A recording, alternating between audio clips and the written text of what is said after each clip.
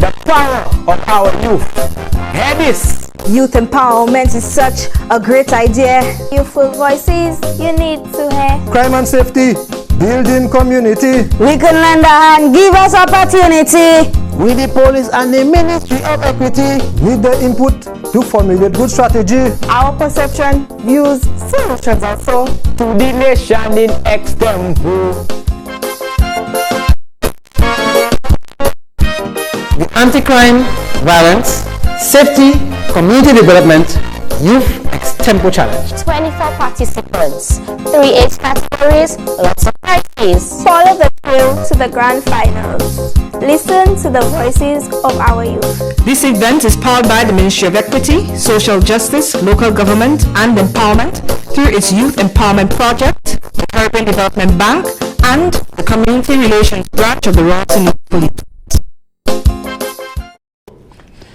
A pleasant good evening to you wherever you are, whether you're in St. Lucia or out in the diaspora. If you tuned into NTN, you're certainly in the right place at the right time. For those of you who may want to follow online, there are several platforms that my co-host will be telling you about in just a short while. But I am Izai Hall, and I'm welcoming you to the Anti-Crime and Violence Extempo Challenge. And today we're going to be hearing the voices of St. Lucian youth as they speak to issues relating to crime, violence, safety, and community development. It's been a long time in the making. It's been 9 hard weeks to get to this final trail here this afternoon. And I guarantee you, you will definitely be wowed by our youngsters. I'm not alone. I have my favorite co-host with me as of yesterday. Met her for the very first time earlier this week, and she's none other than the police officer from Monrepo, Miss Nisha Lubin. Good afternoon to you, my dear. Good evening, Mr. Hall and everybody else.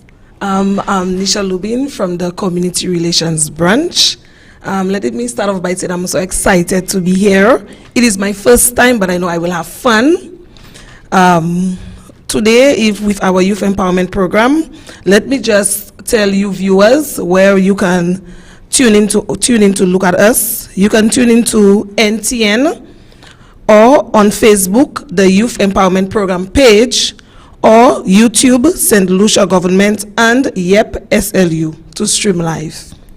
All right, thank you very much for that information. Folks, just to give you an overview of what this project is all about. This is an initiative which has decided that it was time to engage young people as it relates to the social ills of crime, violence, safety in the communities, and community development. I think this was the brainchild of Inspector Morgan, very humble person. He doesn't want to take all of the credit, but I know that that was his idea to use the platform of extempo. You know, we've had quite a few challenges thus far, and so Mr. Morgan thought that that was a very creative way to engage young persons and to have them share their views on all of the aspects relating to crime, violence, etc.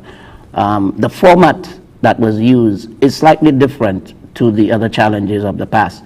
Generally, with the extempo challenges, you had the challenge being thrown out there and persons would just create their own compositions, send them in, and that was about it. But we took a different approach, and hats off to the Ministry of Equity, Social Justice, Local Government and Empowerment for embracing this idea under the Youth Empowerment Project, and of course with assistance from CDB and of course the Community Policing Initiative of the Royal St. Lucia Police Force. So we engaged the youngsters in a series of workshops. The idea was not to tell young people what to say about these issues, but to get information from them about their perceptions, their views, their possible solutions, or any ideas that they have for developing safety in their communities and community development. So you are indeed, as the ad says, hearing the voices of our youth. This approach, I think, is a novel one, and really and truly we were amazed at the number of things that persons had to say in relation to those issues. Of course, it's a pilot project in St. Lucia targeting youth in the Castries area, and already just hearing about it persons have been clamoring that we can extend to go beyond the Castries Basin and you look at the south and other parts of the island. So I really want to commend all those involved in this initiative. And as I said, the approach was such that what you're actually going to hear are the words and thoughts of our young people. So at this time, Nisha, where do we head next? We head to the sponsor credits. Certainly. So we want to let you know who our sponsors are. We'll be back in just a few. The Anti-Crime and Violence Youth Extempo Challenge is sponsored by the Caribbean Development Bank, the Ministry of Equity, Social Justice, Local Government and Empowerment through its Youth Empowerment Project and Johnson's Hardware Limited. All right, and certainly we do appreciate the involvement of these sponsors, but I just want to let Corporate St. Lucia know the intent is not to have this as a competition. This is just simply a challenge. The focus is really on the messages that you're going to get from our youth. And so we want people to concentrate on that. Analyze the information, discuss it with your family, friends, and, you know, really embrace what our young people have to say. And for that reason, we've removed the competitive element from it. And so Corporate St. Lucia, we are hoping to have a grand reward ceremony in the next 2 weeks to award all of those persons who have participated and their families what they deserve for their commitment, for all the effort that they've put into this initiative. And so we will be approaching other sponsors for that particular aspect of this project. But as I said, it's been a very long, hard road, and I do commend all of the participants who you will be hearing from and hearing more about as we move along. So at this point in time, I think we're getting set for our very first performer. Anything you want to add, Nisha, before we go into our first performer here? Let me just say that, as Mr. Hall said, the contestants today, they are ones that you have to listen to. Tonight is going to be a fun night. So for those of you who have friends that are not listening, call them and let them know they have to tune in so they could enjoy what's about to happen this evening. All right, so before we actually get into our first video, we had voices of encouragement that went out to the participants. And right now we're getting set to present two of these persons. We'll actually play their video clips. These clips were actually shown to the participants at the workshops, but we thought that it was good that we could share that with you as well today prior to the commencement of the challenge. We have two clips coming up. The first one is from? So the first clip is coming from our Commissioner of Police, Mr. Milton Daisy. And that will be followed by the Permanent Secretary in the Ministry of Equity, Mrs. Belger Joseph. So let's go to our clips. Messages to our youngsters. Good day to you all. On behalf of the Royal St. Lucia Police Force, allow me to thank the Ministry of Equity, Social Justice, Local Government and Empowerment, our very own Community Relations Branch, and those involved in the Community Policing Initiative, all other partners in the organization of this workshop and the implementation of the Extempo Challenge, and very importantly, you, the youth of St. Lucia, who have embarked on a historic and novel journey. Partnerships in making our communities and country safer, more productive, and a joy to live in are extremely important, and your contributions today and in the years to come can certainly improve all of our lives. Our youth have a very important role to play in the nation building, and the subject matter which you are attempting to help us with is an area that we need to get under control at the soonest. I hope your workshop will be informative, educational, and exciting, and I look forward to tuning in on the night of the competition. You are all winners, and may the Almighty bless you with great ideas, great talent, and voices like Inspector Morgan. All the best, and may your efforts continue long after the competition is over. I thank you. Hey guys, thank you for participating in the Extempo Challenge. What a great way to showcase your creativity, your skills, and your talents. Best of luck to each and every one of you. Remember, you are all winners. Continue to play your part in the positive development of your community. Have fun. I tell you, very positive and inspiring messages that came to the participants at the start of the workshops. And it was interesting that several of the children did not know who our commissioner was, and they actually got to see and get to know his name. So that was another plus for us. And of course, the PS in the Ministry of Equity message, well delivered, much appreciated by our participants. And so you can see from the very start, our youngsters were really encouraged and energized into getting set for this.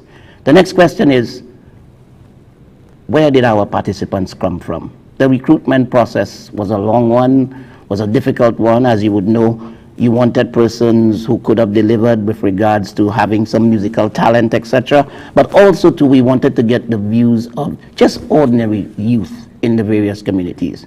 And so we went to some of the schools. Hats off to Miss Juliana Prosper of the Carmen Rennie Memorial School. We have 3 students coming from the Carmen Rennie. Hats off to Mr. Christopher Zoll Alexander, who never lets us down. And we have 2 participants from the Methodist Primary. And of course, the music teacher at the Anglican school, Mr. Rennie. We have 3 participants from the Anglican school. But we also have some folks from the communities in Castries. Nisha, where were they from? Yes, so for those from the communities, we have Wilton's Yard, Mondidon, Latoc, Conway, and Menard Hill. And these, ladies and gentlemen, are the voices that you will hear starting now. I thought it would have been fitting to start off on a happy note, because we really want to be a happy people.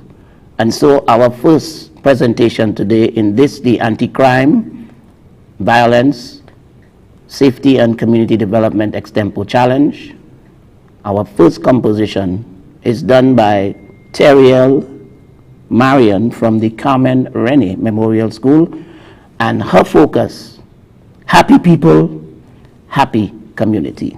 Let's take in Teriel.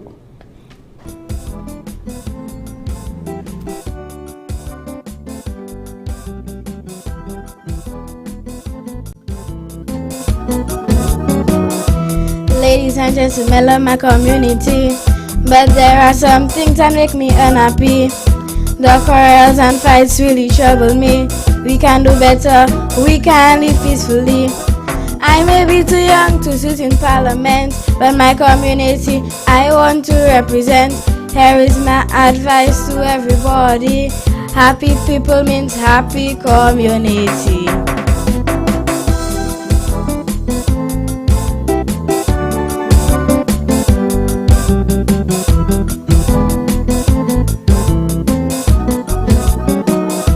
We promoting peace, brother and sister. Nobody getting vexed with their neighbor. Be polite and respectful to one and all. Last mal pale mundo move power. Those who have more must show that they care. With those who have less, they have to share. We want to get smiles from everybody, cause happy people means happy community.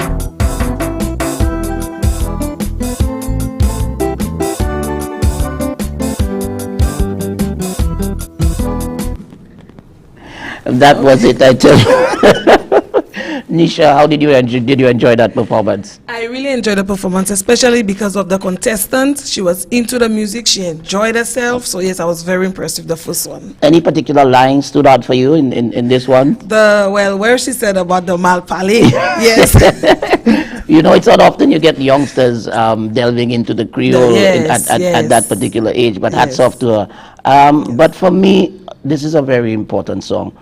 You know, I say to people all the time that I find St. Lucians seem to be smiling less.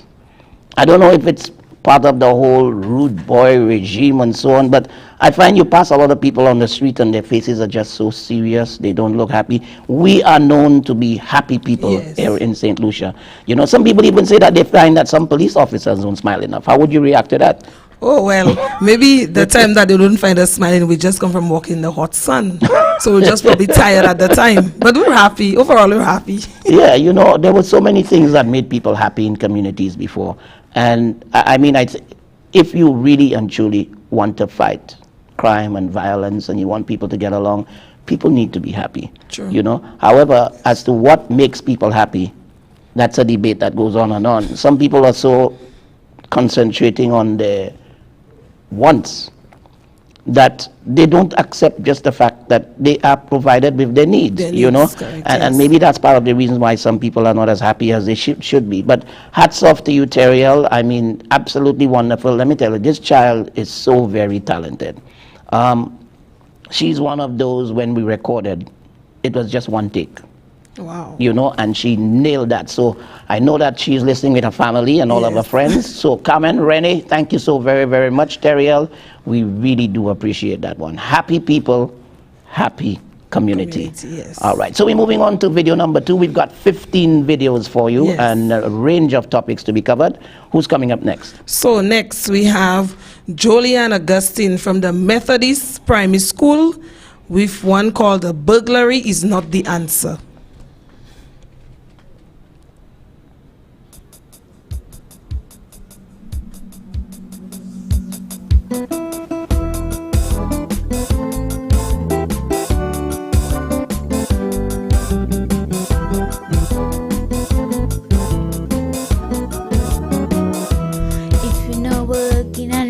Job.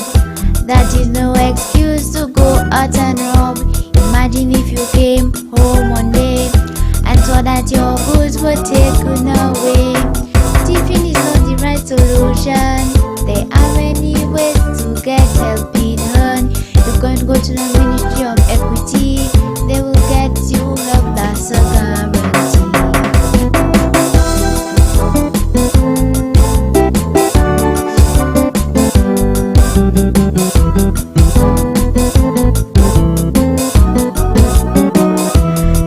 Shall not steal, the Bible says. That won't enter your mind if you only want to praise. Regardless of what other people have, in St. Lucia no one will ever stop.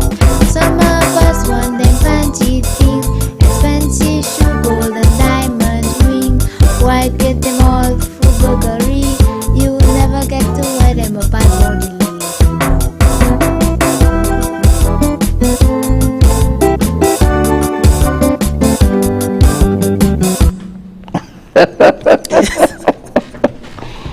Do not get them for burglary because you'll never wear them At bodily. Yes, all right. And as a police officer, what are the main reasons you find that people, get involved in burglary? Why do people burglarize? Well, I would believe that it's because of jealousy. Like persons believe, like you said earlier, they believe that they want certain things, but they don't look at the needs. So, in terms of when it comes to the young children, they don't accept that, the mother does not have this at the time, so they watch their friends, and because of what their friends have, they believe they have to have it, they need it, but it's not always a need. It's not always the need. What they want is not the need. Is burglary a big problem here in St. Lucia? From your recollection? Yes. Our stats show that, we've had a major increase, I think, in the last couple of years in burglary. Yes. So a very, very important message here. And you see the range from concentrating on people being happy in the community. Right. Now she's sending a message to young people and saying, listen, you do not need to burglarize. And one other point that came out here was that in St. Lucia, nobody will starve. I don't know. I don't know. Is there anybody in St. Lucia who really goes hungry and really cannot get something to eat? Because I know there are so many helpful neighbors. There are so many agencies now involved in. Do you think in St. Lucia somebody can actually starve? Well, I don't think so, because if your neighbor has a banana tree planted behind us, I don't think they'll deprive you a hand of banana. I don't think so. You can at least you will not get what you want, those fancy foods, but yes, you will get something to eat. So I don't believe it's that bad here. Yeah, and I think that's a very important line in that particular song, that, sometimes just people feel actually embarrassed to approach a neighbor for help. Yes. I don't know, in the olden days, I'm sure you've spoken to your grandparents and persons about the olden days, but You know, as I said, a community raised a child. And so if there was one household that had food, the other houses on the block were guaranteed that they would have something to eat because people shared. Is it that people have stopped sharing? Well, maybe it's the person who needs the food at the time, maybe it's the ego too. We feel we're too big to ask for help. Yes. You know, but I think that's a wonderful little composition here. And let me just say, Julianne, thank you so very, very much. I know that her family is tuned in. The thing about this young lady is, you know, when children are into something, they're into it. Yes. After the first workshop she came to, I got a call the Sunday morning, 5:30 in the morning. Julianne is on the phone. She said, Mr. Hall, I want to finish my composition today because I am ready to do this. Wow. That is the level of interest that this young lady had in this. So once again, the children were really motivated, and hats off to you, Julianne. Wonderful composition. And Mr. Christopher Zoll Duncan, thank you so much for having the Methodist School on board with us. So we're getting set for video number 3. And this one is called My Advice. When the performer is Chloe Marius from the Anglican Primary. I know that her mother is tuned in, her father is tuned in, all the family members are tuned in right now because they have been waiting for this for a couple of weeks. Chloe is a child with music in her heart and her soul. She sings all the time. She actually is learning to read and write music as well. So I mean, music is her thing. So let's hear from Chloe, My Advice.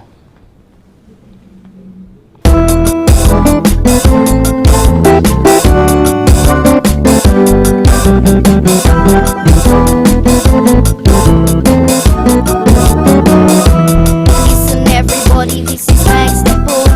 I love you, I want this message to grow. I want you to know that crime is not a lie. While you're taking life, people suffering all the time. As a man, the talk you want me to see. Rape and murder devastate like a tsunami. All the crime you commit, probably all entails. Drowning our hopes and raising our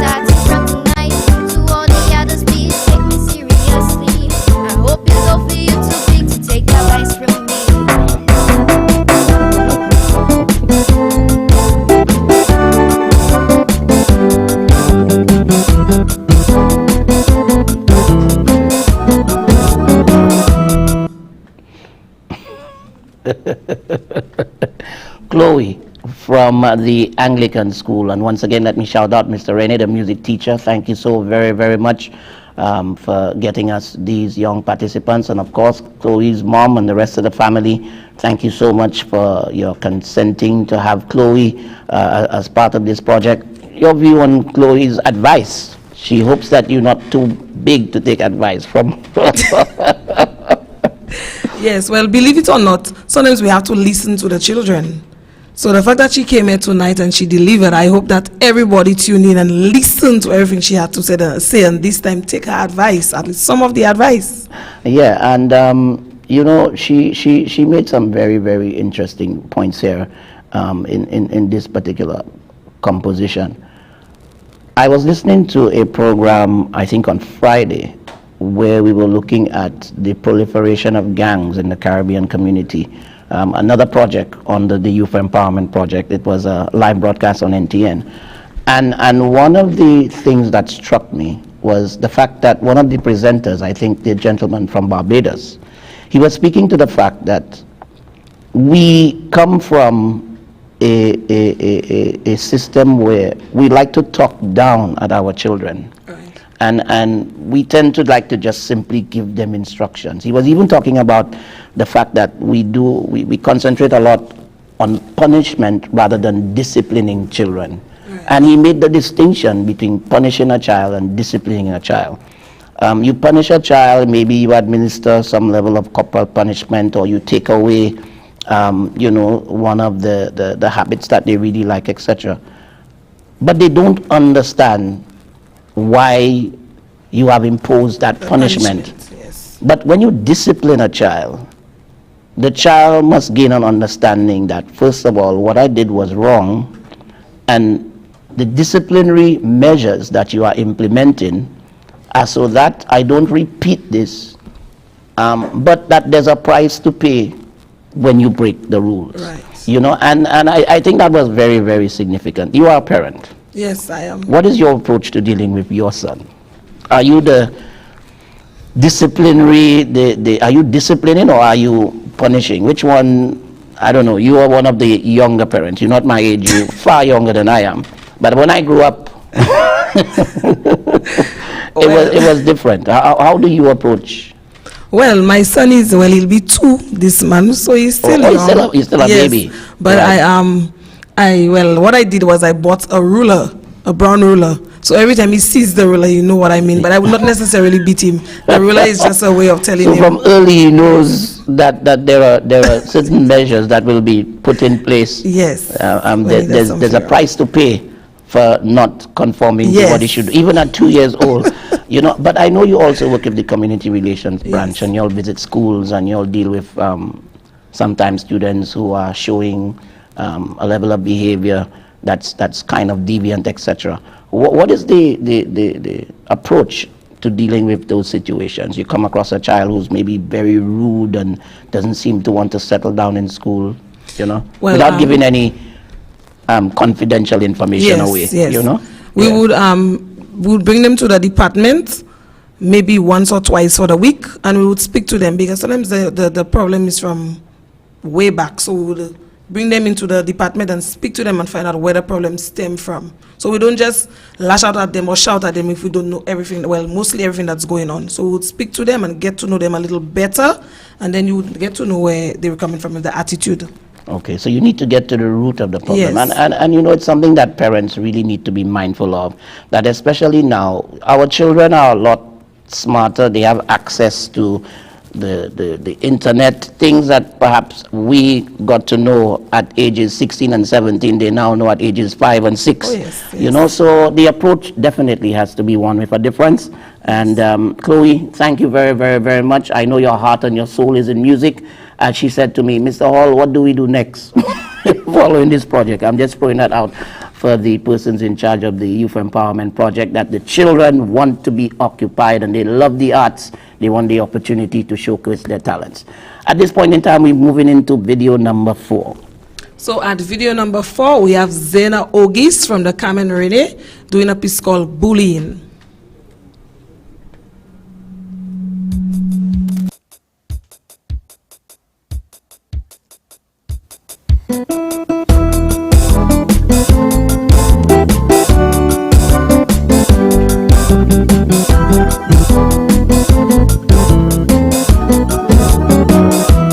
Bullying is wrong, it's not okay, but don't be afraid, report it right away.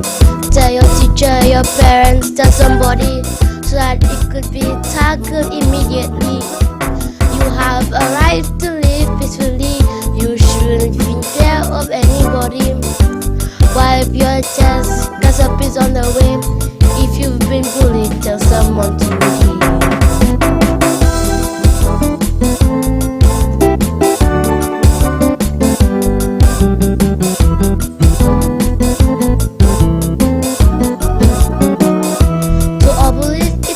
Opinion, you have no love for your fellow man.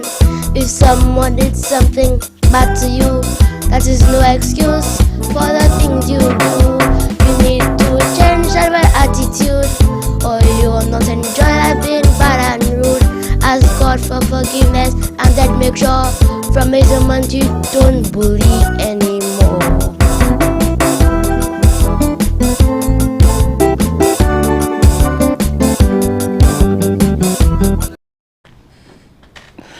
Wow. Just a really powerful message here. you know, she looked at so many issues relating to bullying in just those 2 verses of extempo. For you, what really stands out in this for you? The fact that she spoke about to tell a parent or someone if you're being bullied, because that's a big problem now. The children tend to take revenge. But I hope that all the children are listening to this part especially, because that's a big problem in the school nowadays, the bullying. So I hope that our preaching to them that they should tell a parent that now a student at their level is telling to them, they would understand and they would report it when they're being bullied. Yeah, certainly. And but she addressed the victims, but she also addressed the perpetrators. Yes. Saying that somebody may have done something bad to you, but that's not an excuse to become a bully. Right. You know, that you too should report what was done that was wrong to you. In your visits to schools, because I know bullying, as you said, is very topical. It's you know, it's rampant in a lot of our schools. But is it the same message that you deliver when you go to schools? Yes. That's what she's saying here? Yes, it is the same message. The same message that we What are the all main time. causes of young persons becoming bullies? You know, from your experience. You know, some of the children bully for fun. For fun. Some of them bully for the fun of it, just so that other children can laugh at the child. Some of them do it for that, yes. So so I mean, that kind of behavior, wanting to ridicule someone, is that learned behavior from social? Maybe this is speaking to perhaps the environment that they're growing up in, that they see the older persons that they are with doing that to other people. Because, I mean, children essentially live what they learn. True.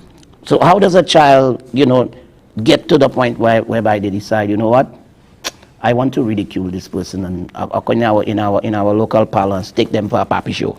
Yes. Sometimes they learn from their communities, and other times they do it to fit in, especially if the school has a gang.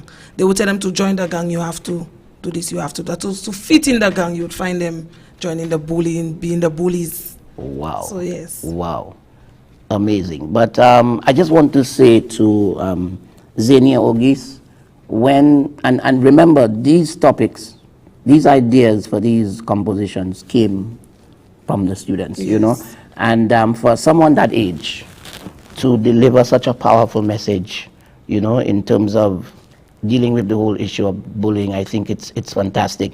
If I were a government agency, gender relations, whatever, I could see this becoming a public service announcement that's played over and over again, you know. But as I said, speaks volumes, and the important message here is tell somebody. Do not keep it a secret. I hope you at home are also getting involved. In fact, you may be sitting here with your youngsters. It's an opportunity for you to start discussing with them right there and there. You know, one of the things that we have failed to do in dealing with a lot of social issues in St. Lucia is we fail to talk directly with youngsters. And this is why I'm so happy to be part of this project. For the first time, we really and truly engage in them and hearing their perception, their thoughts, their ideas. Absolutely wonderful. So hats off, my dear. That was a truly wonderful composition. So we've had 4 videos thus far. We started off with Happy People, Happy Community, from the Carmen Rennie School, Teriel Marcian. We had Burglary is Not the Answer, Julianne Augustine from the Methodist Primary. We had My Advice from Chloe Marius, and we just had Bullying from Zena Ogis. I think right now we are due for a sponsors break. Let's hear from our wonderful sponsors.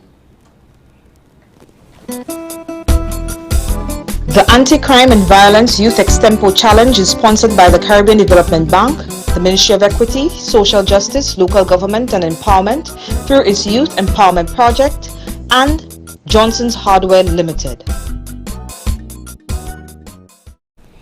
And we do have to remind persons that a major partner here is the Community Policing Initiative. They have partnered with the Youth Empowerment Project to ensure that this project was delivered. So we're getting right back into the videos. I know persons are anxious.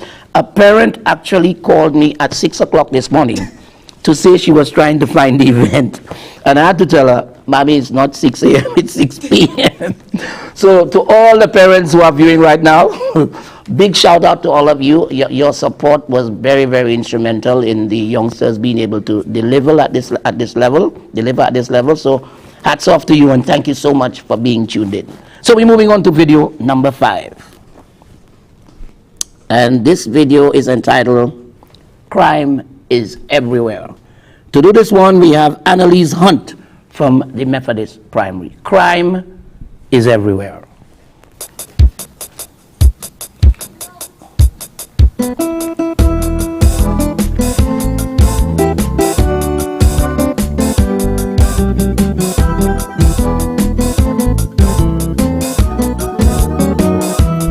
No escape, we all in fear. We know that crime is everywhere. Whether breaking the law or breaking the rule, crime is on the streets, even in school. From Carpet State down to Bureau Fort, we committing crimes of every sort. It's a serious vibe, I'm not joking. They took my phone, but it's not working.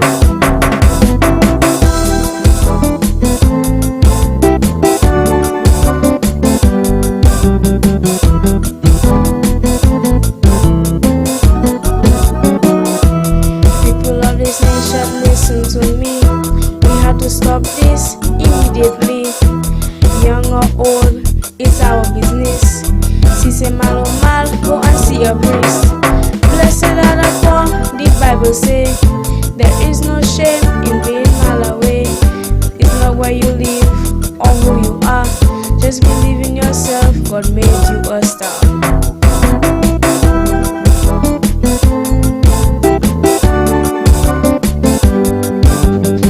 Yes, so this was a piece by Lindsay. Crime is everywhere. Well, most of the times we believe that crime is only in one particular community. But this young lady is letting us know that crime is everywhere. It doesn't matter where you're from or what you do or your age. Crime is everywhere. We have to be vigilant and not only target one community when it comes to crime. Everyone is capable of committing a crime. Okay? So, the next person we have up is Lindsay Ogis from the Anglican with a piece called All of We Business.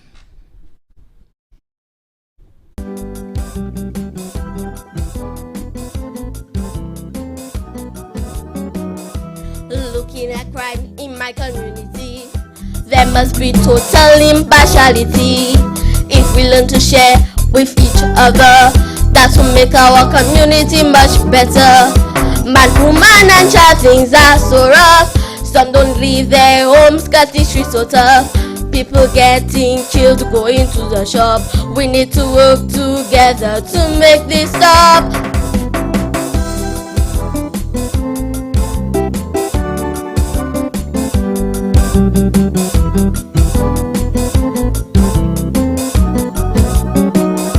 For all our youth, I pray each day that you will help make crime go away. Just let love bind our community. One people, one love, living peacefully. How can you get any real pleasure from stealing your neighbor hard-earned treasure? Until we have crime in our place no more. Play it safe and just make your whole house secure.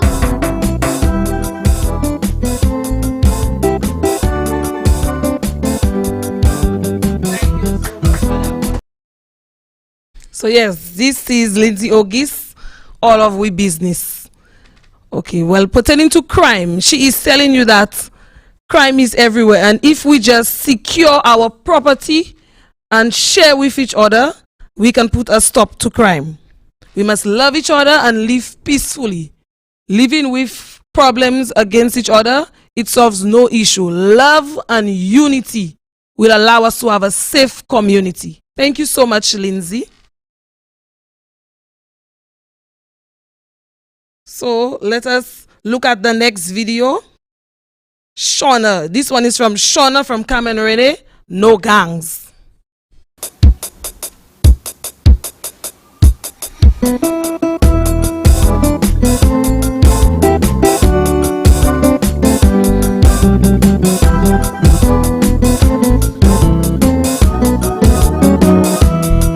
friend was climbing on the block. When I heard he got shot, I was in shock. He got mixed up with bad company. He's fighting for his life, it's hurting me. The choices we make, the friends we keep. Like you buried alive and the hole is deep. Cause once you join a gang, no turning back. You living on the edge, and that's a fact.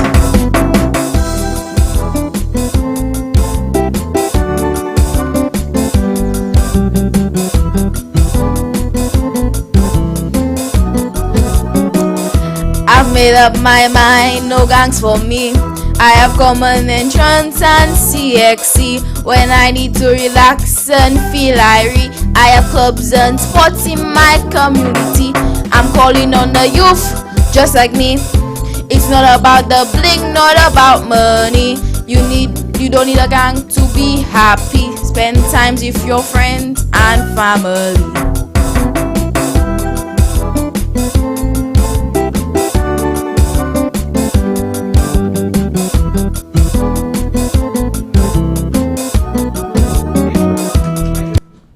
Wow. Wow.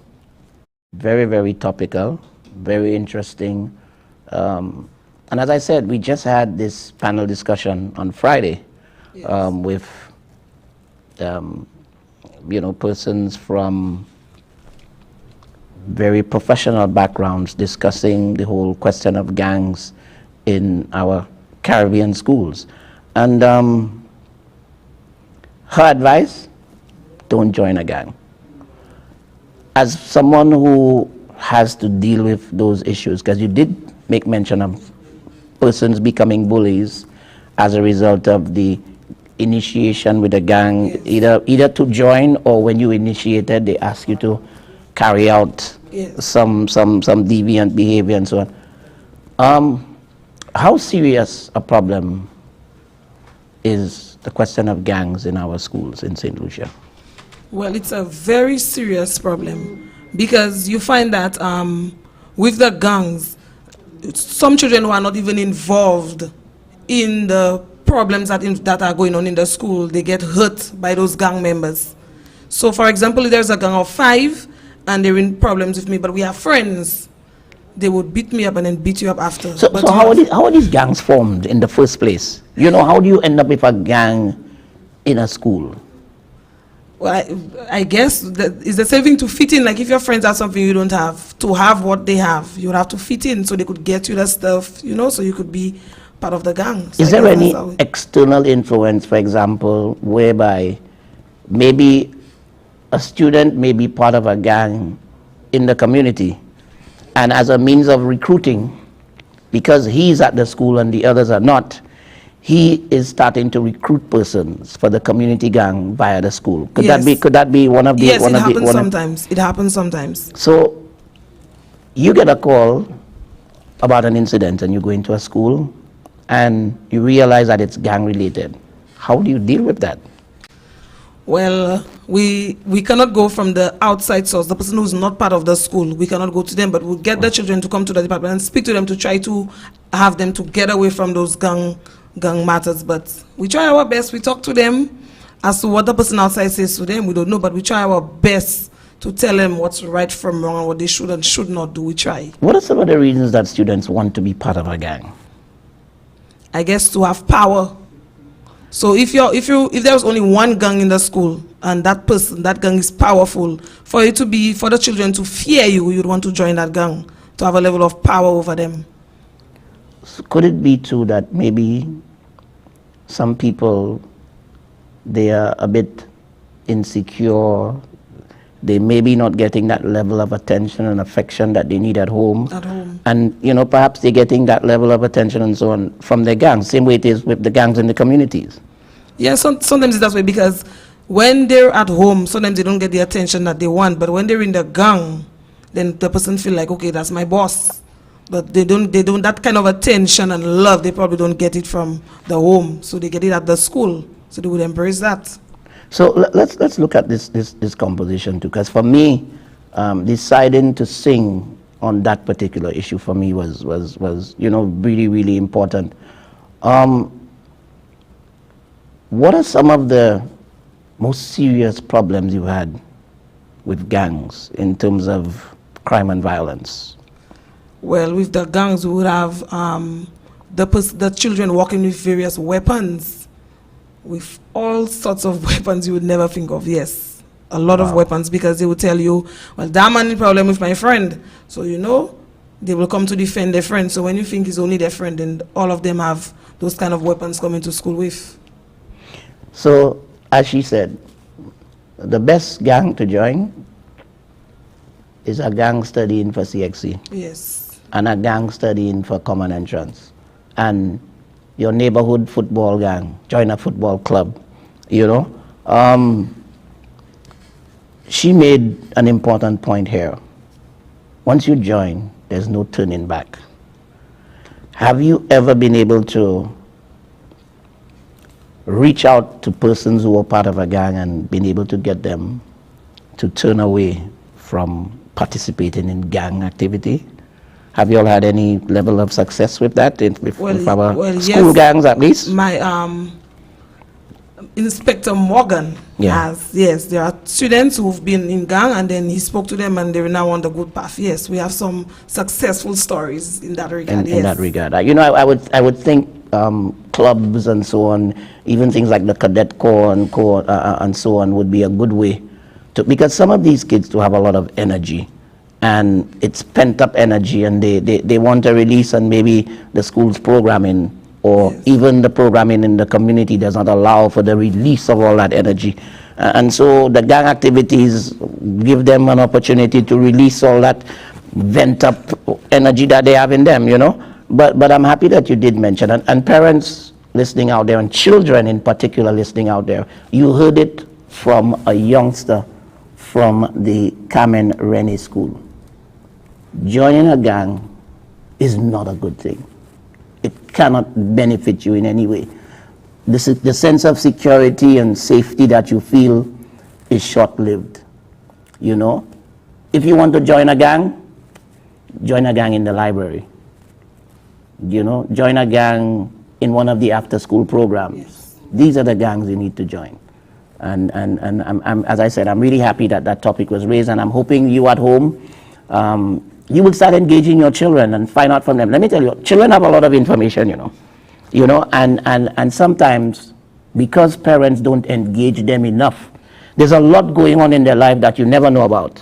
And it is important for parents to build relationships with their children, where their children feel free to tell you anything, and children, if you can't go to your parent, there must be somebody you can talk to, your teacher, your principal, your counselor. There's always someone that you can talk to.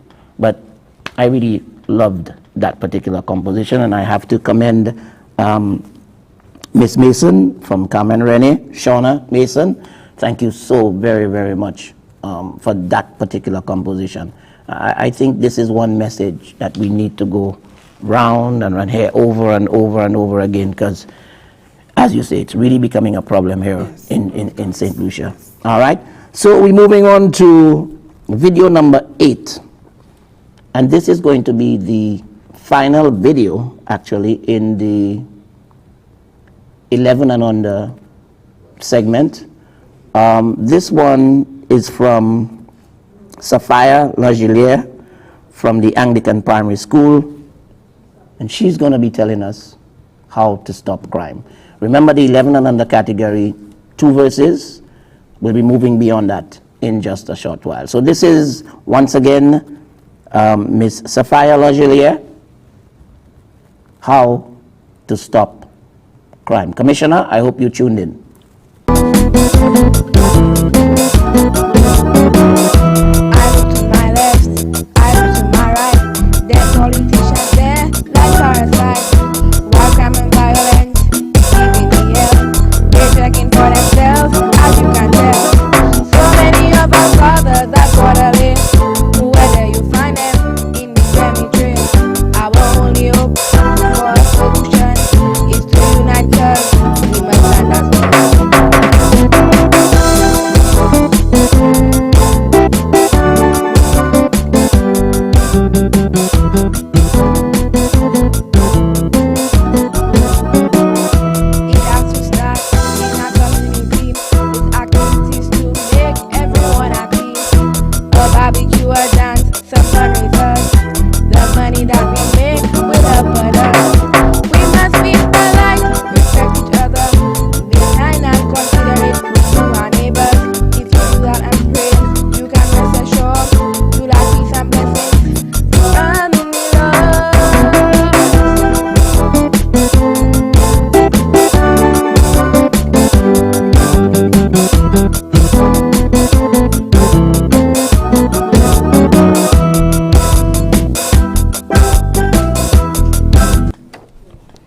our young people sharing their views on how to stop crime.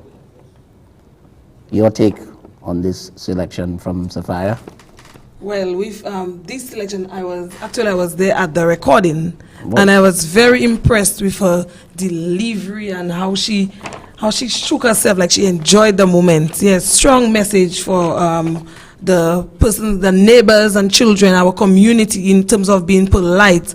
We don't find much children being polite in these days. What happened to good manners? What I mean, when did that walk out the door? Because I mean, I grew up at a time whereby if you passed the neighbor and you did not greet the neighbor, if the neighbor happened to let your mom know you passed and didn't greet her, you were in serious trouble.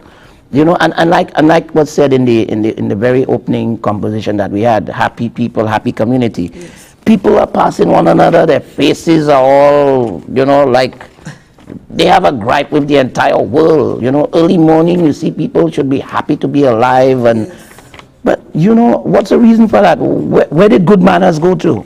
Is it that we're not teaching it in schools? Is it that parents are not enforcing that anymore? I mean, what's the problem? Parents, I think that I would blame, but I would say some of the parents, because you know, a lot of the times when the parents have issues with their neighbors, they would tell the children not to greet. So I believe that's where the problem is. So as much as you preach it in the schools, the children would listen to their mother than a teacher.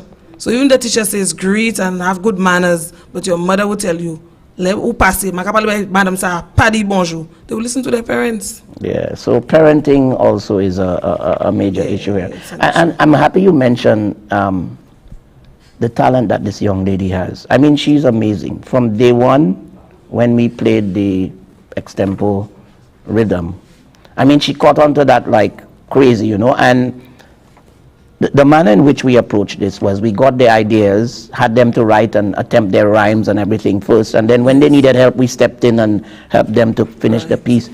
And every time we had to make a change to the composition and she had to sing it, it was like first take, you know. Her mom is her biggest fan. Yes. I know her mom is listening right now. She has never come to any workshop or anything, and her mom is not present. So that kind of support coming from home is, and as you can see, all of these children are very well mannered, very polite, easy to work with. I mean, so I want to say to you, Mom, you are nurturing a young lady who will make you proud and who is very talented. She has a fantastic ear for music. I mean, you sing something to her once and she will give it back to you in the same key with the same delivery instantaneously. So she was really a great find for us, and we were very, very happy to hear her. And she's another one of those who's asking, Mr. Hall, what happens next? I want to throw this out to Mr. Jason Batchelor Joseph. These youngsters want school calypso. Have you ever been to school calypso? Been able to see it? Let me tell you, the level of competition there is unbelievable. And a lot of these young ladies have said to me, Mr. Hall, we want school calypso, we want to participate.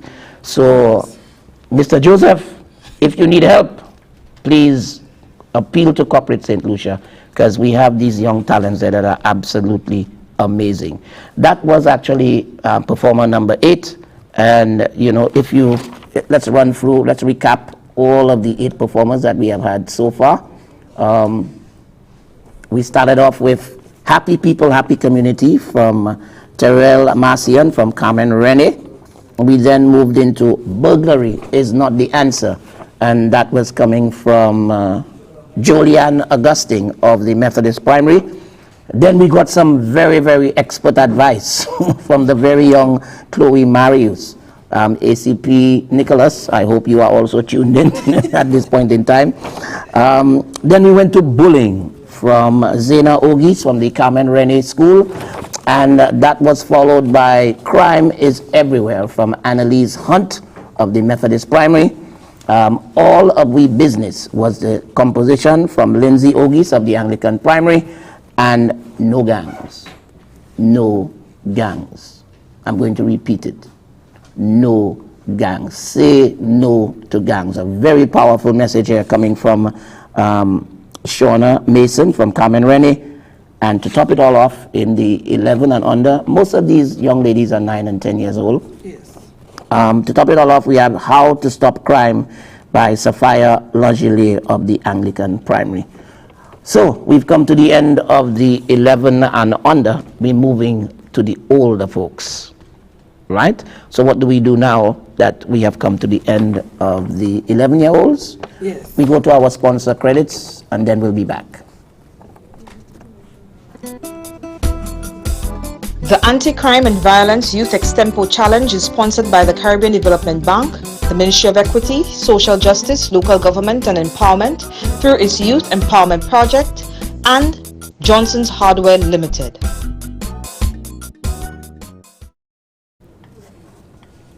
And of course, not forgetting the Community Policing Initiative.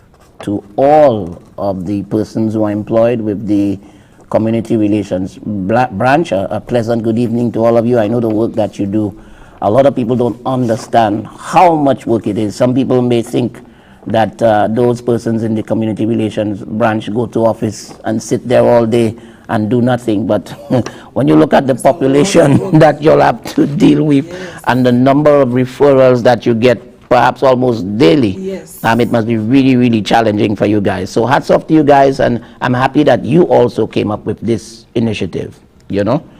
So we're moving on, and we have some messages coming up. Yes. So viewers, let me just take this time to remind you that this is not a challenge, but this is not a competition, but an anti-crime and violence youth extempo to aid in creating awareness to curb the violence in this country. So who better to address us now but our Assistant Commissioner of Police in charge of crime, Mr. George Nicholas. Good day all. I am George Nicholas, Superintendent of Police with responsibility for crime management in the Royal Central Police Force. I want to first apologize for not being able to make it in person, but I am in spirit. I just want to commend you for participating in this initiative, and I'm particularly pleased that the most vulnerable group in our society is being targeted, the youth. And I say this in relation to crime, because most of the crimes we have been committed by our youth, and most of the victims are youth as well. So you find the victims end up in the cemetery, the perpetrators, those who are caught, end up at Bordelais, and sometimes you find the friends of the victims exact revenge on the perpetrators, so the perpetrators become victim, and the cycle goes on again. So the mere fact that you have come here to participate in this initiative shows that you have raised your hand and want to become a soldier in the fight against crime. And oftentimes in the fight against crime, we forget the preventative part of it. And it is very important, because if we can prevent it in the first place, we'll have less crime to deal with. So I want to commend you for your efforts, and I want to wish you well in your extempo competition, and to also commend the organizers, the Ministry of Equity, the Youth Empowerment Project, and also our very own, the Community Relations Branch of the Royal Central Police Force. But more in particularly, you, the participants, because without you, no matter how well the event is organized, it will not be a success without your participation.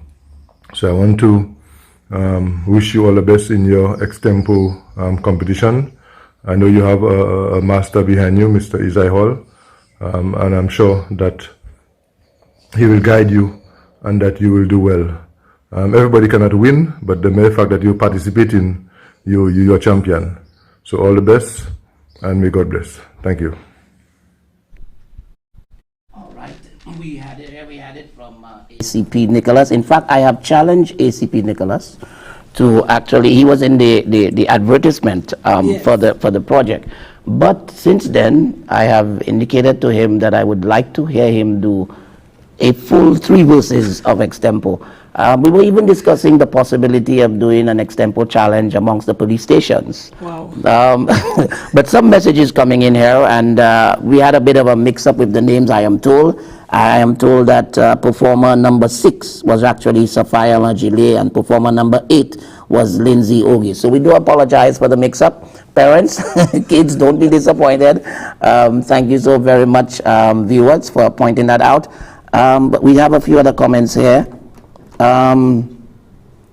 Where are the boys? We need to hear from them. That's a great point. It was one of the first things that came to my mind when I saw the persons who were recruited. But as I said, the recruitment process was such that these are the participants we had thus far. And I think going forward, as I said, this is a pilot project. We want to ensure that we have a better gender balance with regards to boys. So certainly we will endeavor that should this project continue, this pilot program continue, that we get more from our boys. But we do have some males coming up in the next segment. So rest assured, we do have some males here. We have another very important message that came out to the young people ahead of the workshops. It's from one of the ladies involved in the Youth Empowerment Project Arts program. And she had this very important message for our youngsters. Hello, I hope everybody is doing great and are following all the protocols. This is Esther Matthew here, your arts coordinator, and I'm just hoping that you guys are going to enjoy this venture that you are about to embark upon. I know that it will be very exciting. Do enjoy it. Be the best you can be, and stay safe. Bye. I tell you, a lot of encouragement here. Well-known voice in the arts in St. Lucia, and I can tell you, it worked magic on our youngsters. They were really into this. So we're moving on to the next category, madam. What ages are we dealing with now? By the way, when do you stop being a youth? At 35. At age 35. So we're looking at the older folks now, and we're talking about people 12 and over. All right, so our very first performer with the 12 and over category is a young lady from Wilton's Yard. I have to give you a little story here about this lady. The Wilton's Yard crew had some difficulty in terms of attending the earlier workshops and so on, but they were adamant that they needed to be part of this project. Yes. And hats off to the Wilton's Yard gatekeepers. I want to shout out Miss Chelsea Rambali. I want to shout out Miss Nikita Clark. I want to shout out Miss Shania Clark. We were coming to the end of the recordings, and we were not able to record them at the time when the cameras from the NTN the Ministry of Equity were available. Yes. But they did show up on the Thursday holiday and yesterday morning as well, because they said, Mr. Hall, we have to be part of this. We have messages that we want to deliver, that we want St. Lucia to hear. And hats off to NTN and the communications unit of the Ministry of Equity for accommodating them, so they are in with us. And in fact, the first performer is a 13-year-old, as I said. Her name is Miss Chrissa James from Wilton's Yard, and her topic is crime.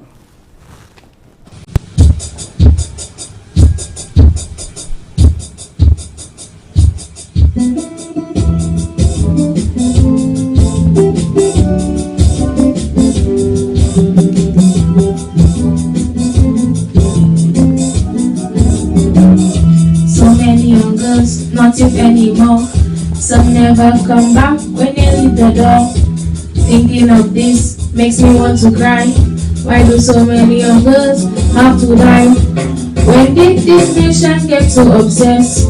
Abusing our women just to impress the media, reporting all the time. No solutions they offer to reduce crime.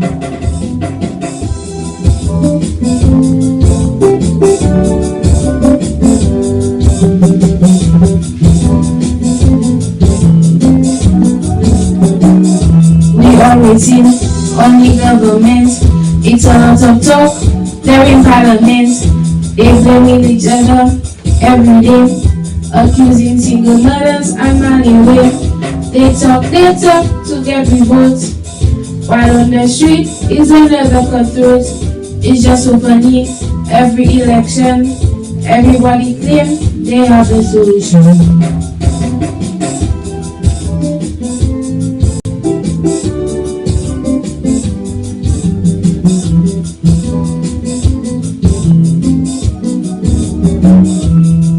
them want to turn and just run away. Before they say that I family, simply see is my home and I'm here to stay. There must be a solution and a better way to solve this problem. Let's come together, start caring and stop killing each other. Be positive, act responsibly, bring back paradise to sweet surface.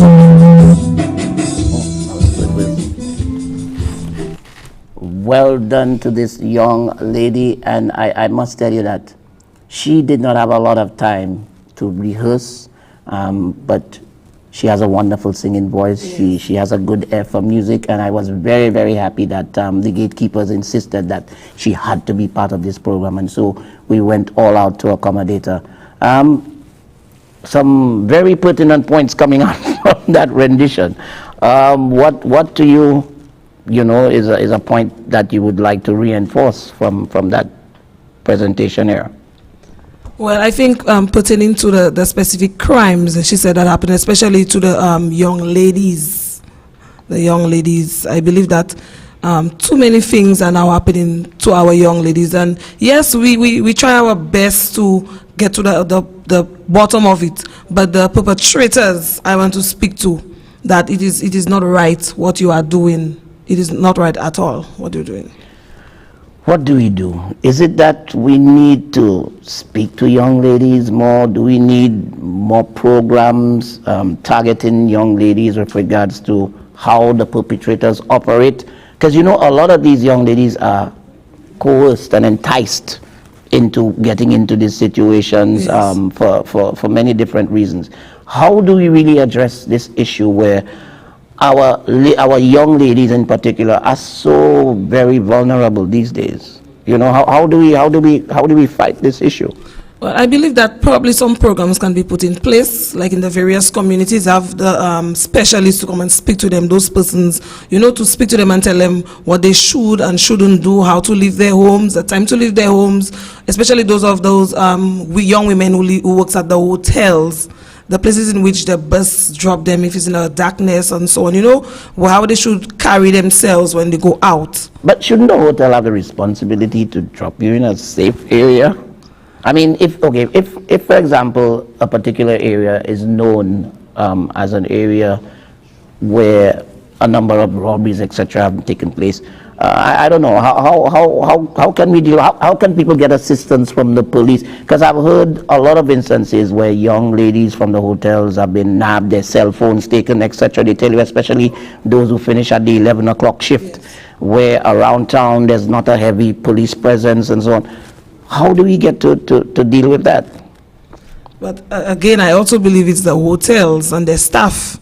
They have to make sure that they drop their staff at a proper location, especially nighttime.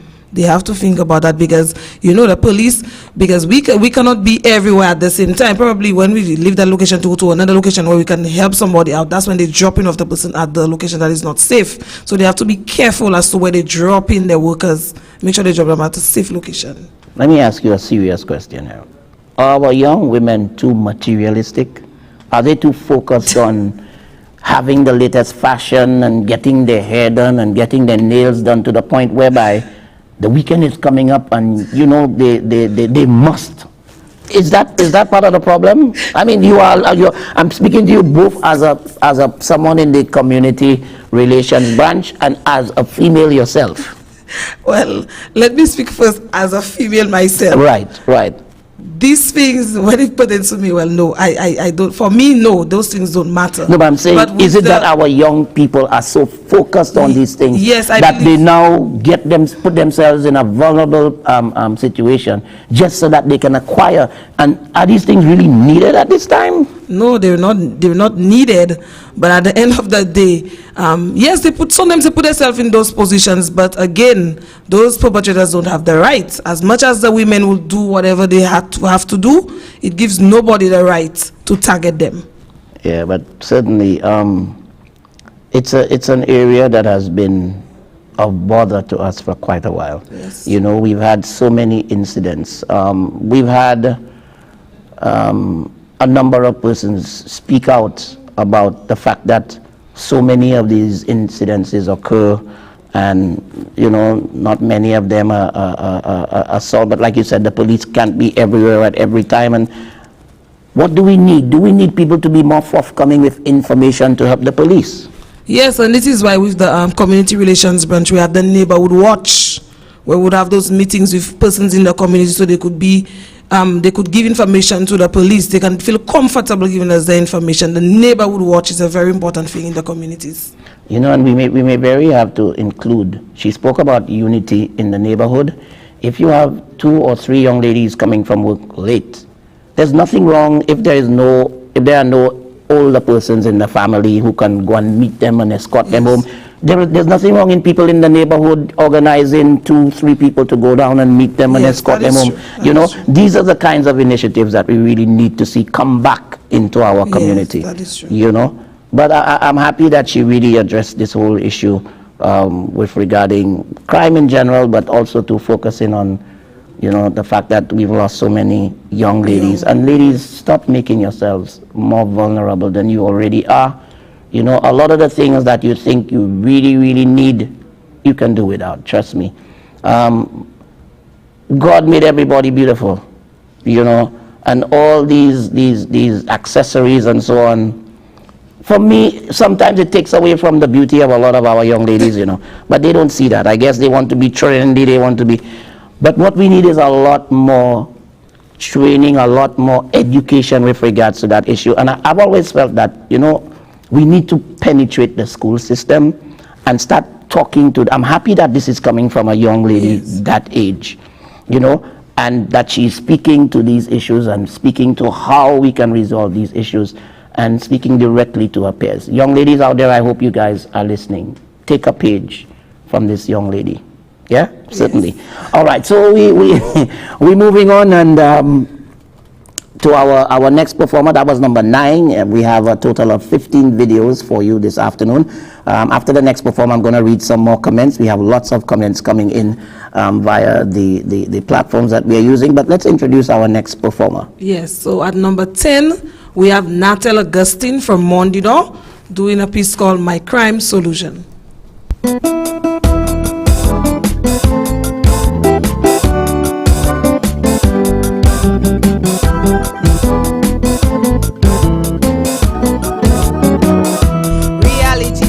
I come to share the truth. Crime is literally killing our youth. Unemployment, frustration, bad company, parental neglect. It's a sad story. A prophet of doom, I don't want to be. We have enough bad news on radio and TV. What I want to do is find a solution. What we need right now is youth intervention.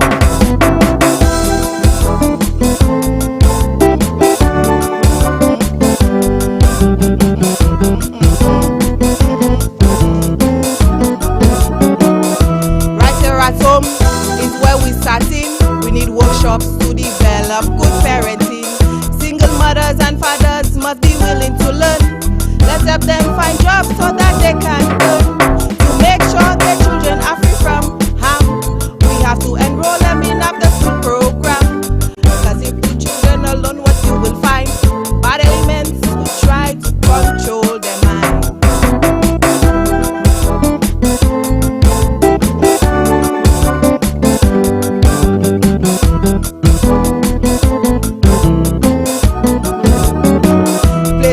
Way and in Mondito, it seems we have no youth clubs anymore. On the weekend, the youth have nowhere to go. No sporting events, not one talent show.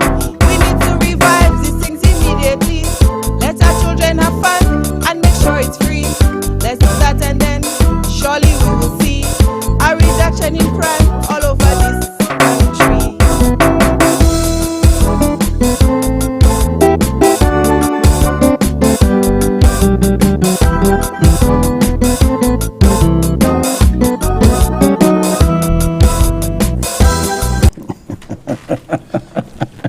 Wow, a lot of information in that composition. And I want to start off by saying this young lady is such a revelation. I'll tell you why. She came to the very first workshop, and when she got a gist of what we were trying to do, getting young people to do this extempo compositions and so on. She said, Mr. Hall, I cannot do that. You know, and she said, Mr. Hall, no, that's not for me. I'm not inclined that way. And I said, listen, just keep coming to the workshops and we will help you. And look at her today. Yes. Delivering, I mean, that encompassed so much here. I mean, pick out some of the issues from that composition. My first issue I picked up was parental neglect. Yes. That's a very serious issue here. Parental neglect. Yeah. Because some of the parents, they believe like they send their children to school. They believe that the school is in charge of their children, and when the children get home, they're nowhere to be found. So you find a lot of the children, since they have no guidance, no parent to take care of them, they would be on the block, they would follow bad company. Yes, so that's and she has a solution for that. She said, get the kids enrolled in the after-school programs, etc. Yes. You know, because she also made the point that if you don't occupy their time and so on, the bad elements will get to them when they idle. Yes. And I mean, really and truly. And I want to say to you, Madam, if you're listening, I honestly really appreciate the effort. You have grown by leaps and bounds. You know, when she started, we had a bit of difficulty getting it together, and I mean, it turned out so very, very well for her. But a very, very powerful message here. Yes. And a lot in that composition. We have lots of messages coming in, so we need to get to some of them. I don't want people to think that they're sending in their messages and we're going to ignore them.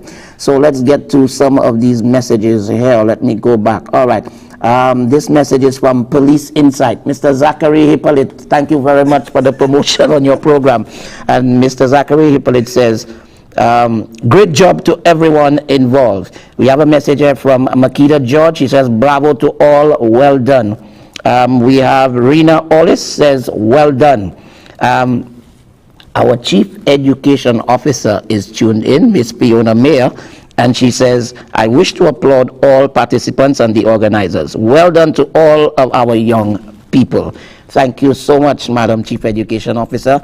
We have Sarah Leon, an economist in the Department of Economic Development. She says, excellent job to the Youth Empowerment Project. I love the topics covered. Bullying, robbery gangs. I am enjoying the renditions. And we have here now, a viewer says, 2 political events will be live streamed tonight. Now that was a cheap shot. Somebody trying to do some ambush marketing here, you know what I'm saying? But we want to remain focused, and those of you at home, you know, what would be nice right now is if you are actually writing down some of these solutions that are coming from the youngsters.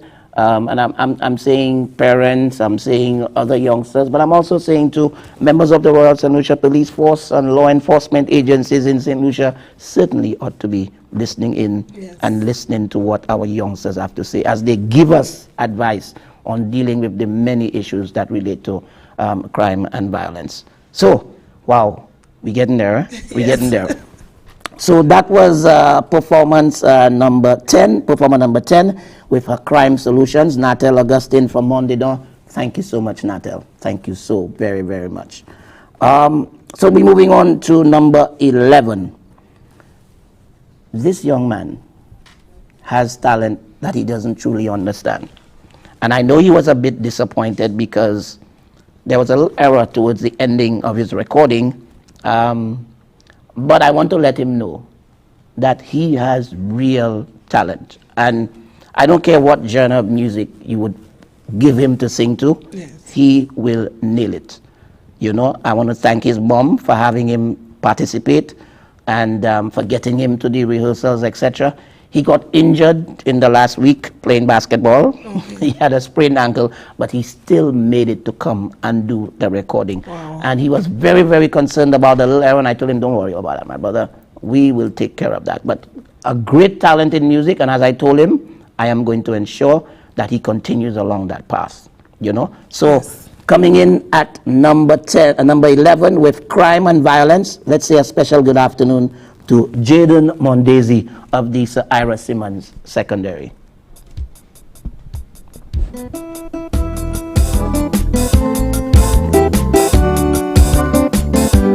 Ba-ba-da-ba-da.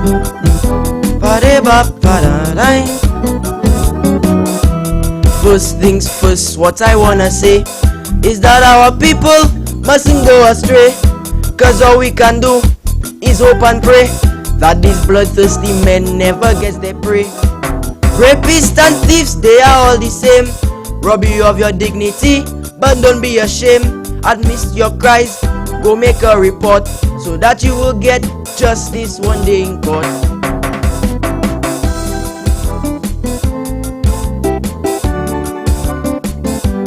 Ba-ba-da-ba-da. Ba-de-ba-ba. I remember those victims in the nightly news. All these senseless killings have me so confused. In broad daylight and in plain view, and up to now the police cannot find a clue. How did we become so uncivilized? We quick to seek revenge, never apologize. As a young man with this nonsense, I'm not impressed. It looks like we're going back to the wild, wild west.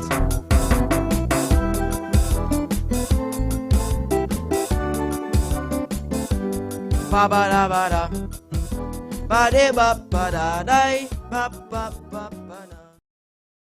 I tell you, this young man has, I mean, you heard the power in his voice, you see the confidence in his delivery. He is designed for music. And let me say a special good afternoon to his mom, Hyacinth. I tell you, you have a real talent there, this young Mondesi boy. But, you know, your take on he also spoke about the persons who prey on young women and young men too? Yeah, and young men as well, you know. And he indicated to me that music is his passion, and that he wants to explore every possible avenue. He was in the COVID extempo challenge that was held earlier on, and his mom actually sent me his video from there, and from that video I realized that this boy is just truly talented.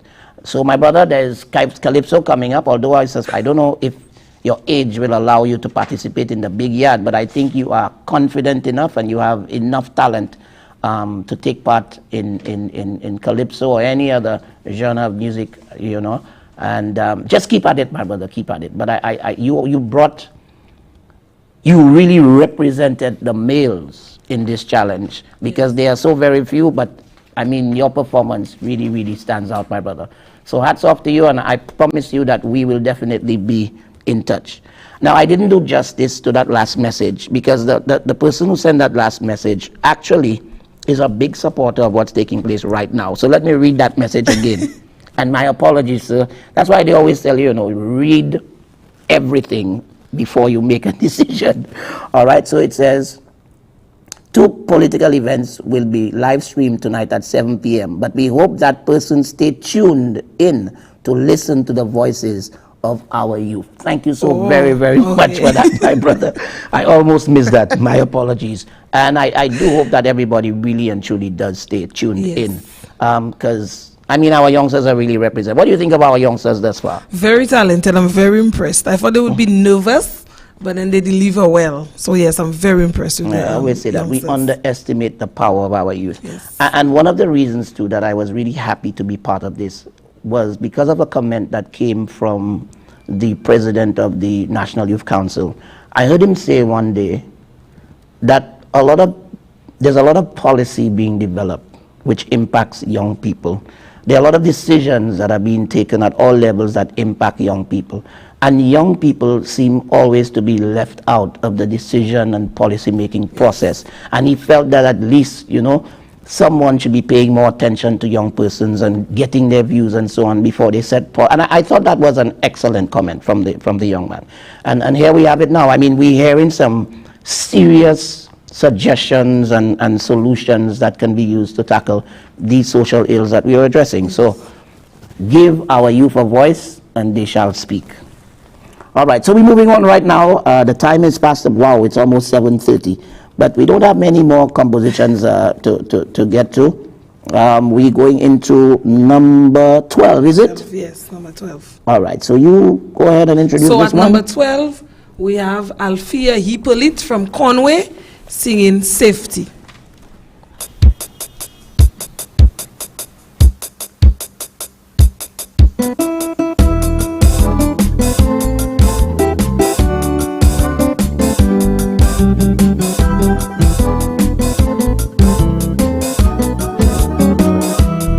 I'm appealing to all, I hope you hear. Safety is to be practiced everywhere. Lock your doors and windows when you're going out. Make sure your house is secure, that's what it's all about. Teach your children to be careful both night and day. Pay attention to what they do and say. Good habits, my friends, you have to inculcate. Teach them from young before it is too late.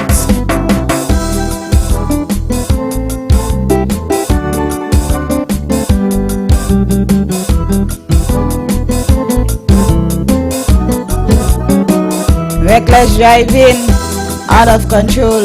Death is on the road, touches my very soul. So many youth, we have lost each year. We are the drivers, we must show that we care. Observe the rules and obey the laws. Stop giving traffic police endless horrors. We can save many lives so easily. We need a new campaign on road safety.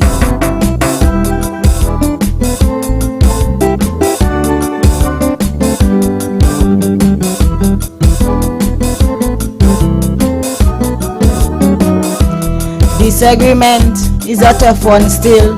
No need for violence, no need to kill. Let's respect each other, forgive and forget. Be the bigger man and there be no regrets. We need love and peace in each community. Happy, helping each other, one big family. Safety is a must for everybody. Must be a habit for us daily.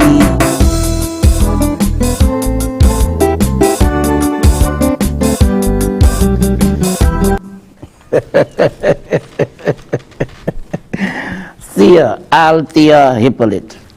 You know, you can tell that she was very nervous. Yes. She quit twice, you know, actually. She said to me, Mr. Hall, I don't think I can do that, Mr. Hall, because that's not for me. I'm not somebody who sings. And I said, listen to me. You can do this. You want people to hear your story and your views, etc. And she worked at it and, you know, delivering a very, very important message here. I think she can become the new face of the traffic department. She's making a big cry. You know, Inspector Morgan, you may need to approach the traffic department and sell this PSA to them because she's making a plea for a road safety campaign. When was our last road safety campaign in St. Lucia? I honestly don't remember. Yeah, you know, because that stands out for me because I keep talking a lot about people using the road. Pedestrians use the road very badly. You know, a lot of people don't know how to use the pedestrian crossing properly. And I remember there was a time where we had this big road safety campaign in schools, and you know, some people feel that as soon as you reach the pedestrian crossing, you just have to walk across. Yes, the vehicle have to stop. Yeah, you know, and a lot of them just don't know, you know. So for me, addressing and the issue of all the accidents that have resulted in deaths and so on the road, that for me really touched me when she decided that she wanted to include road safety in a composition. But what your views on the overall composition? It was good, but what I noticed when she spoke about your house, keeping your house locked and so on, because before we would be like the safest place is at home, but not anymore. So we have to be careful. People would be like, I'm at my home, nobody's supposed to come at my home, but the thieves come even when you're there. So it's always wise to practice locking your doors and making sure all windows are closed. So yes, that I really enjoyed that part. I like that part. Yeah, man. So I want to say to you, Thea, job well done. I'm hoping that she's tuned in. But honestly, she really came a long, long way. In fact, for the recording, she brought one of her friends to support her. So honestly, it's just so nice to see that at the very start, she didn't even want to be part of this. She was nervous and so on. And you know, here she is today delivering a very, very strong message on the whole question of safety, which is an issue that we really and truly need to take seriously. We have some more messages coming in here. Let me get to them before we move on. And thank you viewers for the messages and for tuning in. I am so happy that you are tuned in. Let's see. All right, we have Okay, a correction from Imagine TAC. Please correct my student's name is Annalise Hunt. All right, we will definitely deal with that, sir. Karen Tobia says, this last message was a very powerful message. Please big up Gatekeeper Lamo. I have to shout him out. Mr. Anthony Lamontine is the one who recruited Natel and Thea, you know, and I have to thank you very much for that, Karen. That's why I tell you, I can't do anything without you, you know. You are my right hand and my left hand, you know. Without you, I have no hands. But Mr. Anthony Lamontine, who is from the Barnardale area, recruited these two ladies and gave them encouragement, and when they were giving up, he kept at them, you know, reminding them that, hey, this is an important mission that we have to complete, and so on. So thank you much, Karen. Big up, brother Lamontine. I know that you are tuned in. You sent me a message earlier today, and do appreciate the work you're doing as one of the gatekeepers in the Conway Barnardale area. So big up to you, brother Lamontine. Yeah. All right, so let's go on to another video here. It is now 7:32. Well, we only have 2 videos remaining, and again, I'm hoping that persons are listening to the messages, because that's why we don't have this as a competition. Yes. What we really and truly want you to do is to listen and start giving thought to these notions coming from our youngsters right here in St. Lucia. Very, very important. It's the youth speaking to us. So we're moving on to number 13. And at number 13, this young man you may know from Dennery segment. His Dennery segment name is T-Boss. The song, your left side is your right side. And your, you know, I spoke to my co-host about T-Boss, and she didn't know who he was, but as soon as I sang that line in the song, right away she knew who I was talking about. The name on his birth certificate is J. Larry Alfred. He is from the Masha community, and he's a student at the Sir Lewis Community College. This is a gentleman with his heart, his soul in music. He gets his music, I think, the interest and love for music from his mom. Okay. His mom is Pepper. How Is Me? The How Is Me song. Everybody knows that song. That's his mom here, Pepper. And he has such a wonderful attitude. I mean, he would call me up and say, Mr. Hall, I didn't get that part, you know. Can you make some time for us to go through that again? And if I say, hey, we have to, okay, let's meet at 1 o'clock he's there, you know, and he really and truly, he has written quite a number of songs of his own and so on. Okay. And he's very interested in music production, etc. But let's listen to this particular piece. This one is called Our Justice System. Listen to Mr. J. Larry Alfred. Our Justice System.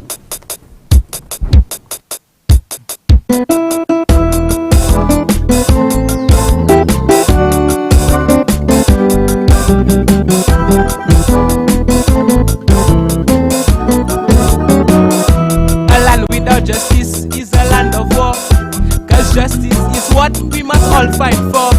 The Constitution, the many laws that we've got, all designed to give democracy real support. It's a critical stage that we have reached, when constitutional rights are being breached. As a people, we have to solve this problem, work together to fix the justice system.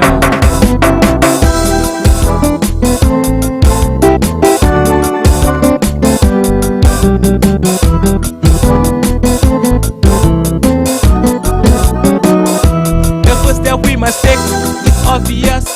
We must give proper support to our police force, proper training, equipment and facilities, promotion that is void of any biases. We must demand of them immediately professionalism, accountability. We must police the police north, west, east and south. Any bad elements, we must weed them out.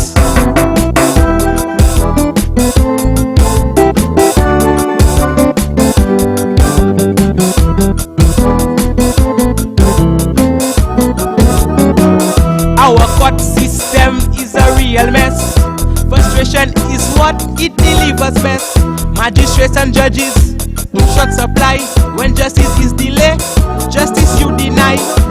People on women apart for delay for longer than what would be the penalty. We fixing roads, fixing schools, but the bigger problem is finding a way to fix our justice system.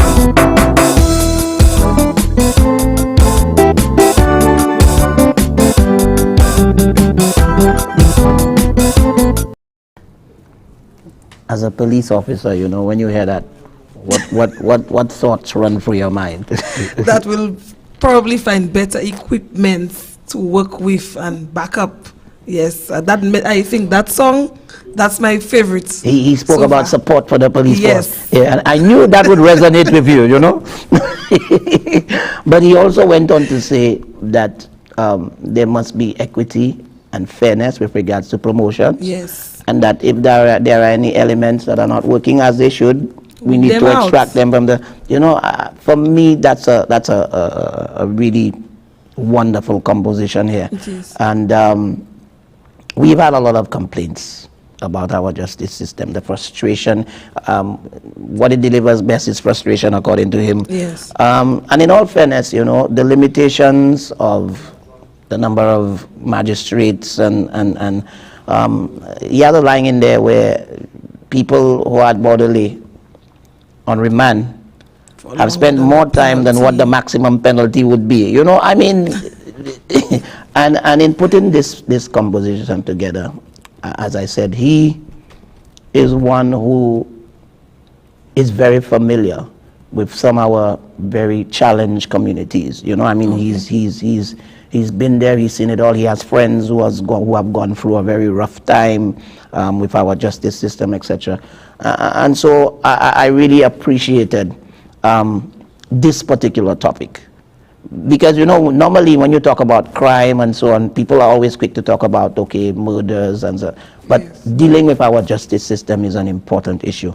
And I think a lot of persons have recognized that we need definitely to deal with our justice system.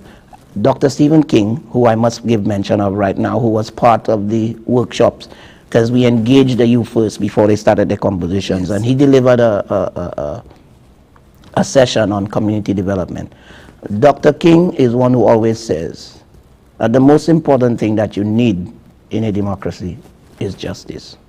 As long as you cannot provide justice, you will have an environment similar to anarchy. Because when people don't feel that they are getting justice, they will search for it, they will seek it out and try to find it in whichever way. And many times they employ methods that are in themselves infringements on the laws of the land. So, you know, I think T-Boss really and truly is a young man who I will enjoy working with. I've told him if he needs any help in his writings and so on, feel free to call on me. But here's our youth speaking to a serious issue and a big boost there for the police force. You know what I'm saying? All you police officers are appreciating what has come from this young man, because he said the place to start, of course, is with the police force, giving them all the support, etc. too. But also to, you know, the thing is, there's no one cure to the problems that we face with crime, violence, etc. It's we need to do a number of things all at once, you know, rather than use a linear approach. So we do this today and then we do that. We have to tackle them in the schools, have the parenting programs, and that's what's coming out from the youngsters there, that these are things that we have to nip in the bud. I'm really appreciating these compositions, and I'm sure that a number of police officers island-wide are perhaps tuned in and listening, you know? Yes. You want to shout out anybody at this time? Yes. Some of your favorite people? Come on, man. You have the microphone here. You live all over the world. Let me shout out to the officers at the Community Relations Branch, the Commissioner of Police, and all my colleagues, all police officers, and my friends and family. All right. To those of you out there in the diaspora, look, Officer Foshe say. Let me big up Officer Foshe. But to all of you logged on outside of St. Lucia in the diaspora, I know a number of you are locked on Facebook, and thank you so much for joining us today. I know how you feel about our young people in St. Lucia, and that you too are of the view that we need to pay more attention to them, how they feel, what they have to say, and so I just want to thank you all for being tuned in at this time. Wow, 2 more compositions to go. Now what we've done here is completed all of the youth participants, but we have 2 guests, 2 parents who came to the fore and decided that they wanted to be part of this. They're going to be delivering 2 very important messages. Both messages are based on experiences that they've had, even if not directly, indirectly, through their friends, through their family, etc. And so at this time, at number 14, I give you the opportunity. At number 14, we have Nikita Clark, a parent and also a gatekeeper at Wilton's Yard, doing a piece called Stop Violence Against Women.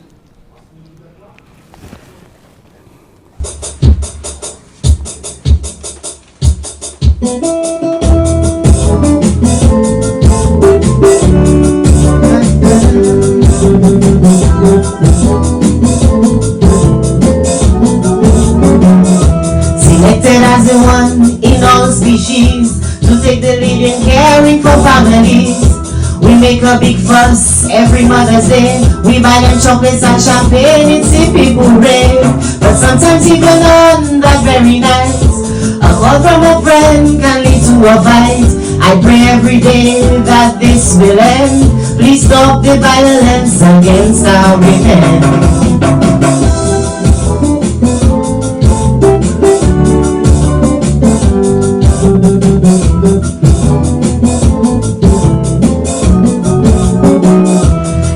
With verbal abuse of girlfriend or wife, it can escalate to one of you losing your life.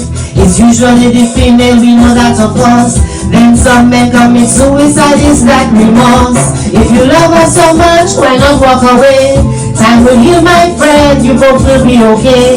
If you're embarrassed about what your friends will say, here's a reminder they're not your friends anyway.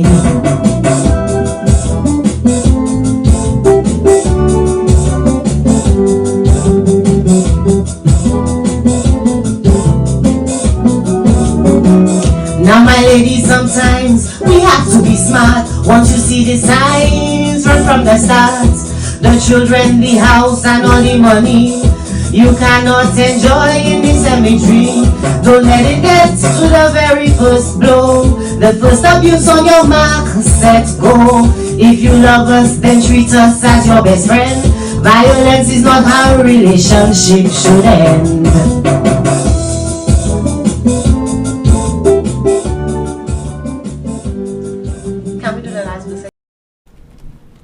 Violence against women. Stop the violence against women. I remember earlier when you spoke about those women and what they do to get those fancy clothes and shoes and so on. A lot of those young women, because of them not being educated about those things, they believe that because you're getting those things from the men, they are supposed to stay in the abusive relationships. And that's not, ladies, that's not the right way to go. You should never stay in an abusive relationship. So I think that's my second favorite. Yes, that one. Yeah, wow. You know, when I listened to her deliver this composition, I said, this is going to have such an impact on people generally, because we do know there have been some people who've been leading the charge, people like Catherine Seeley, with regards to violence against women, etc. And she mentioned so many very important things, that sometimes men are afraid to end, or they're afraid of a relationship coming to an end because of what their friends will say. Yes. That's a woman leave you, you know, and they embarrass. And she speaks to that and says, if that's what they want to do, embarrass you, then they're not your real friends anyway. Because they should understand that this is not working for you and for the person. Yes, and I mean, really, I can see this being used by, you know, a lot of the agencies who advocate for women's rights and who speak to anti-violence against women, etc. you know. But she's a very talented person. I never knew that she could sing.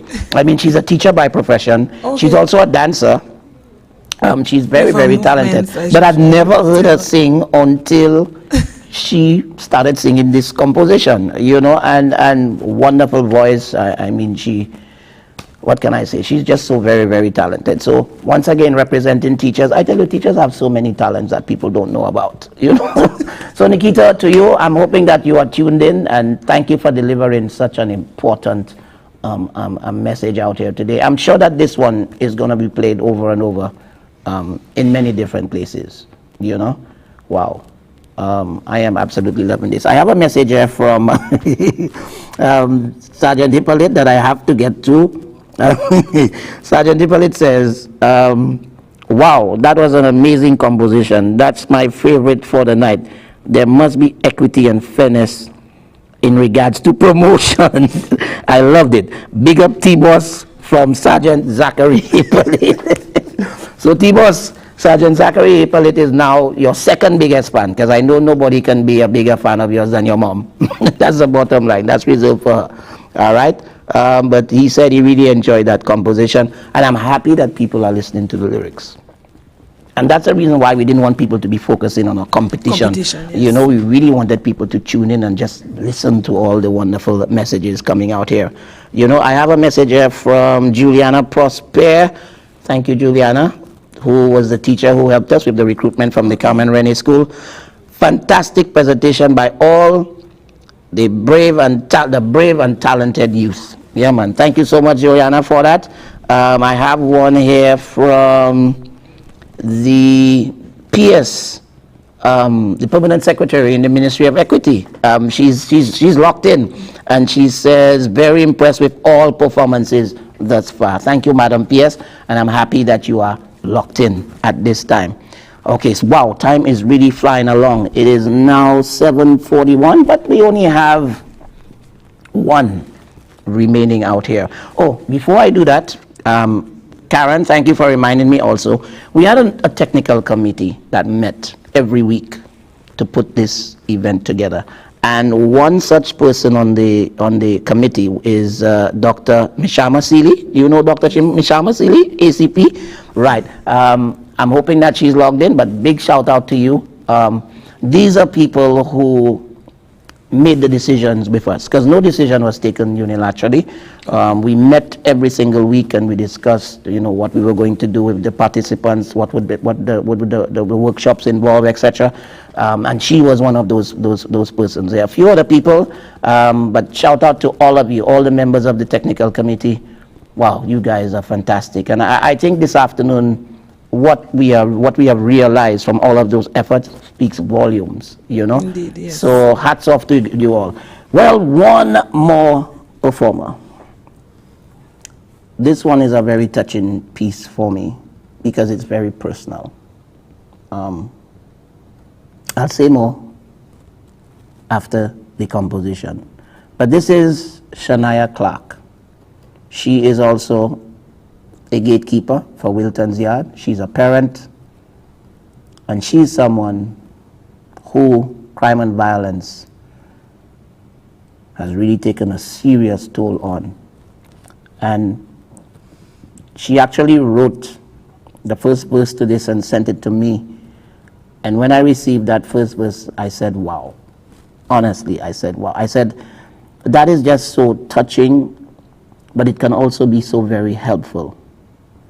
So to bring this to a close, ladies and gentlemen, at video number 15, this one is entitled, We All Suffer. I want to say that again. We all suffer. Shania Clark, gatekeeper from Wilton's Yard. Let's go to this one.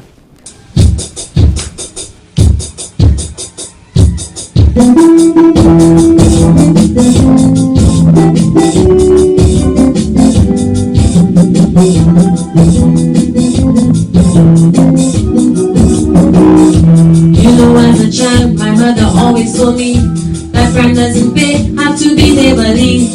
But I don't know what she was thinking, because they took her life like it meant nothing. And now my siblings and I mind are left heartbroken with so many words left unspoken, with no evidence to prosecute anyone. The nurturing love of our mother has gone.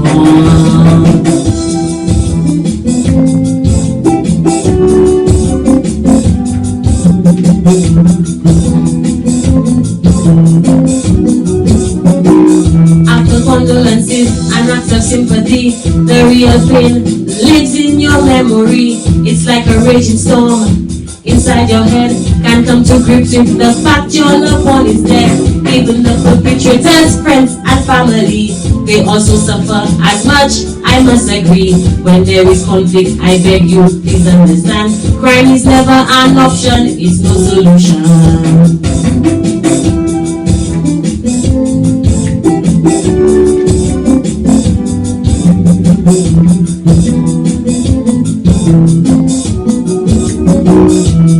All who have suffered, just like me, if you feel you can't cope, please get therapy.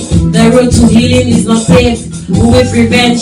I know forgiveness can be a real challenge, but retaliation is not a cure. It simply brings more pain for all to endure.